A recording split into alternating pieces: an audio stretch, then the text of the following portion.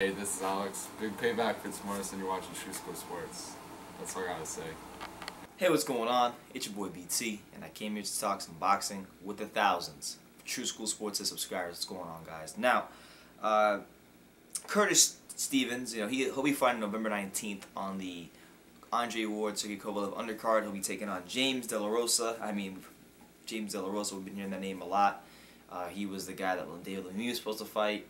That fight fell through, and now he's fighting Curtis Stevens. So, it's good to see Curtis Stevens on the undercard of another big-time promotion. He was on the undercard of Canelo Khan. So, good for him to get a second fight this year and stay busy. Shout out to Curtis Stevens. But he came out with there was an article on BoxingScene.com, and he basically talked about these other middleweights, who call out Gennady Golovkin, and guys who say that.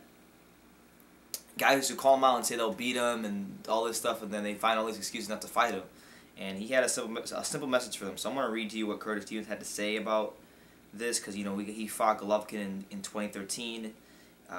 Didn't have as many options as some of these guys do now, but still he gets applauded for just taking the challenge and trying to prove himself against what was back then a up and coming.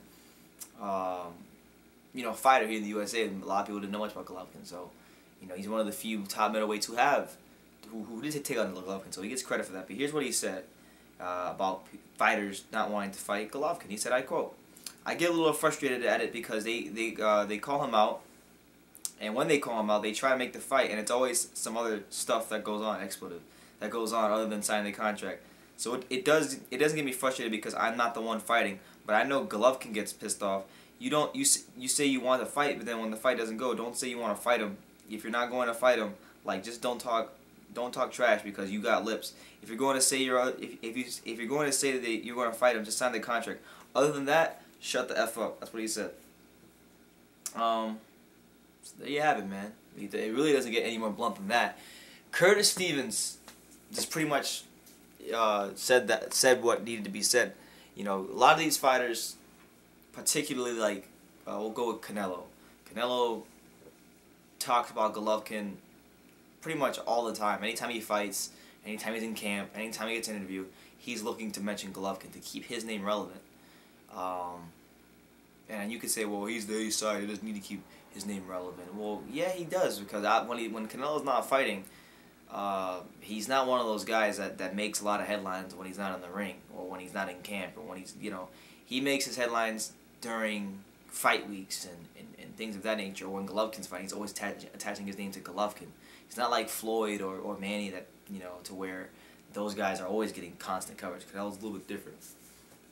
So yeah, he in a way, he is the A side, but he needs Golovkin to stay relevant, because that's the fight people really want to stay relevant. I don't know, man. I don't know. But there's a lot of guys like him. You have Jacobs now, who has never beat he's never really beat a upper B-level fighter his whole career. Peter Quillin, God bless the guy. I've met him, interviewed him. Peter Quillin is not a B-plus fighter. Many would argue he's not even a B fighter. He's probably a B-minus fighter. Some would even say high C-class fighter. So with that being said, who has he ever beaten to demand $3 million?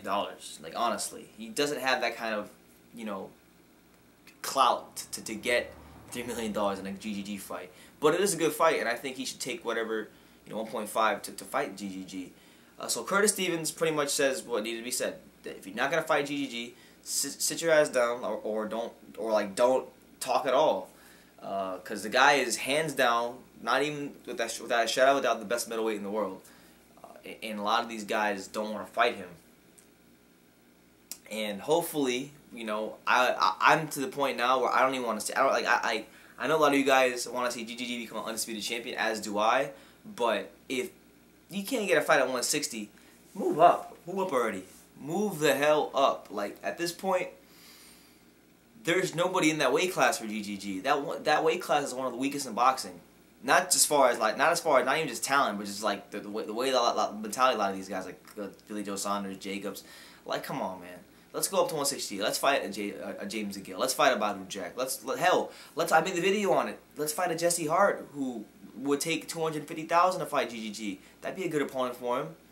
Let's do it, man. Like I don't want to see him once. Honestly, I'm to the point where I don't even want to see him at 160 anymore because I already know in my mind he's already the undisputed champion.